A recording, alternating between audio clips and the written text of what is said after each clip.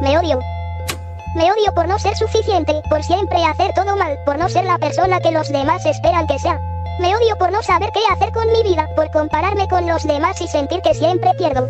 Me odio por cada error, por cada palabra que no supe decir, por cada vez que me tragué lo que sentía. Me odio porque, a veces, siento que a nadie le importo, porque por más que intente, nada parece cambiar. Y lo peor es que sé que no debería pensar así, pero no puedo evitarlo. No puedo apagar esta voz en mi cabeza que me dice, una y otra vez, que nunca voy a ser suficiente para nadie ni para mí mismo. Me odio por fingir que estoy bien cuando por dentro me estoy cayendo a pedazos, por sonreír solo para que nadie note lo mucho que duele existir a veces. Me odio por necesitar tanto y recibir tan poco, por darlo todo y aún así sentirme vacío. Y aunque intento convencerme de que las cosas van a mejorar, que van a ser distintas, a veces simplemente no puedo creerlo. Solo me queda este cansancio, este silencio y la esperanza rota de algún día dejar de odiarme y aprender, aunque sea un poco, a quererme.